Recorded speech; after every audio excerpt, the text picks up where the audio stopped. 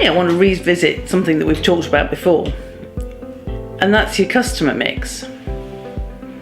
I've had a number of conversations with different people in the last couple of weeks about their really big customer.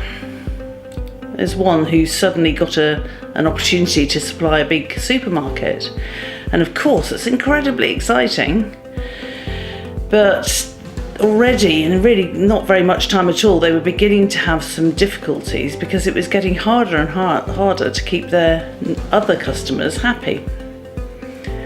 The supermarket was going really, really well, and it was dominating. And of course, if they were saying jump, they didn't really have much choice but to jump. I then was chatting to somebody who was coming up for the end of a long contract with a really big and profitable customer. And this customer was so important, it was about 50% of the turnover of the company. The company had grown, and it inevitably had grown on the back of having this customer. But now the 17 people employed, 50% of them were possibly at risk if the tender wasn't won. It was quite an anxious time for him, and he was having to think about a scenario A and a scenario B, because it was by no means guaranteed that he was going to carry on having that business. And if he lost it, it was going to really quite dramatically change the way the business was structured. So my thoughts, of course, inevitably turned to Carillion and the things that have happened recently in the UK.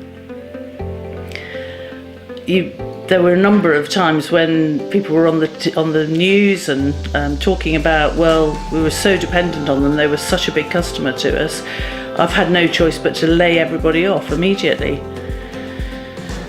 And that's heartbreaking. It's heartbreaking for the boss of the business, but it's also heartbreaking for those people who suddenly find themselves without work when they thought they were in a really, really secure position. So my challenge today is for you to think about your customer mix. Now, it might be one big customer that fairly dominates or doesn't dominate too much, and that's fine. It may be a source of customers. So I was thinking about this in sort of like a school and all the mums at that school, for example, where a lot of your customers come from, or a particular area of town.